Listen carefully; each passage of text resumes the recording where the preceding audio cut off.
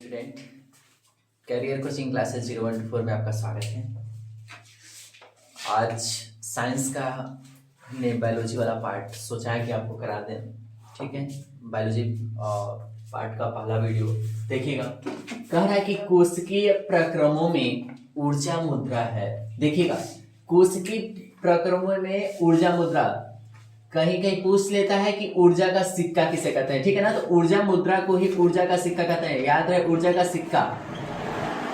ठीक है ना, ऊर्जा मुद्रा यानी ऊर्जा का सिक्का की बात कर रहा है। हम हमेशा एटीपी को जानते हैं ऊर्जा का सिक्का कहते हैं। एटीपी को क्या कहते हैं? ऊर्जा का सिक्का कहते हैं। एट्रोनिन ट्राइफॉस्फेट इसका फुल फॉर्म है, एट्रोनिन ट्राइफॉस्फेट। देखिएगा अगला कह रहा है कि जठर रस का स्रावित होता है। जठर रस किसमें स्रावित होता है? जठर रस याद रखिएगा अमाशय में। ठीक है ना, अमाशय हमारे जो अमाशय है उसमें इस जठर रस का क्या होता है? स्राव होता है। ठीक है ना, जठर रस का स्राव होता है जिससे पाचन क्रिया होती है। ठीक है ना, अगला देखिएगा एटीपी तथा एनएडीपीक्यूएच का निर्माण कहाँ होता है? आप एटीपी को तो जानते ही माइटोकॉन्ड्रिया में होता है, तथा एनएडीपी जब कह दिया है तो ए भी कहाँ होगा? माइटोकॉन्ड्रिया में होगा। तो क्या हो जाएगा? माइटोकॉन्ड्रिया में। ये आउट क्वेश्चन है, एटीपी पूछ लेता है नहीं तो ये नहीं।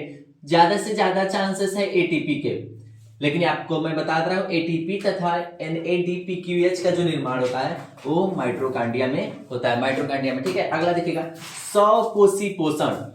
स्वपोषी नाम से ही दिख रहा है कि वो अपना पोषण स्वयं से तैयार करेंगे। ठीक है ना, तो यानी पेड़ पौधे, ये पादप की बात कर रहा है। पादप में सब आ जाएंगे पेड़ पौधे। ठीक है ना, पेड़ पौधे अपना भोजन स्वयं बनाते हैं, तो उसमें पेड़ पौधे आपको पता ही है CO2 लेते हैं यानी कार्बन डाइऑक्साइड, और क्लोरोफिल की मात्रा होगी ही, सूर्य का प्रकाश उपस्थित रहेगा ही, यानी ऑप्शन डी सही हो जाएगा। ये सभी, एक बार और मैं रिपीट कर रहा हूं, स्वपोषी पोषण की बात कर रहा है। स्वपोषी पोषण कहता है कि ये अपना भोजन जो है स्वयं तैयार करेंगे, यानी ये पादप की बात कर रहा है, पेड़ पौधे। ठीक है ना, पेड़ पौधे तो चीजें लेते क्या है? कार्बन डाइऑक्साइड, CO2 तो लेते ही है, इसमें कुछ कहना ही नहीं है। फिर क्लोरोफिल होना जरूरी है, क्यों? पत्तियां हरी क्लोरोफिल के कारण ही होंगे, और सूर्य का प्रकाश, बिना सूर्य का प्रकाश से और प्रकाश संश्लेषण वाली क्रिया हो ही नहीं पाएगी। ठीक है ना, यानी सूर्य का प्रकाश भी उपस्थित रहना चाहिए, इसलिए डी वाला ऑप्शन क्या है? सही है, ये सभी। ठीक है ना, और ये पूरा जो अपना भोजन तैयार करते हैं उसका नाम हम फोटोसिंथेसिस देते हैं। ठीक है ना, फोटोसिंथेसिस, इसे हिंदी में प्रकाश संश्लेषण कहते हैं, प्रकाश संश्लेषण, याद रखिएगा, प्रकाश संश्लेषण। अगला पादप में जाइलम उत्तरदायी है। देखिएगा पादप यानी पेड़ पौधों में जाइलम उत्तरदायी है। जाइलम का संबंध जड़ से है। ठीक है ना, नीचे वाले हिस्से का। अब वही फ्लोएम रहता तो फ्लोएम जो पत्तियों तक ले जाने का कार्य करता है, तनाव तक ले जाने का कार्य करता है, वो फ्लोएम है। लेकिन जाइलम का संबंध जो है वो जड़ के नीचे से खनिज पदार्थ, जल का क्या करता है? संचार करता है। ठीक है ना, तो यानी जल का जो वहन है, जल का वहन, ये हमारा ऑप्शन क्या हो जाएगा? सही हो जाएगा। ठीक है, क्या करता है? ये जड़ से चीजों को लेता है, यानी मिट्टी के अंदर जो चीजें उपस्थित है यानी जल।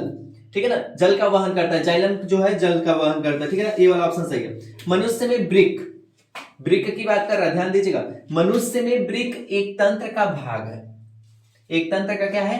भाग है, एक तंत्र का भाग है, जो किससे संबंधित है? हमेशा ब्रिक की जब बात करेगा तो उत्सर्जन से संबंधित है। हमने पढ़ा भी है कि ब्रिक जो है उत्सर्जन से संबंधित है। ठीक है ना, तो यानी उसका संबंध किससे है? उत्सर्जन से। तो सी वाला ऑप्शन क्या हो जाएगा? सही हो जाएगा। ध्यान दीजिएगा, ये सभी क्वेश्चन क्या है? बहुत इंपॉर्टेंट है। ठीक है ना, इसमें से 2-3 क्वेश्चन तो पक्का है आने वाला है। ठीक है ना, ठीक है, थैंक यू।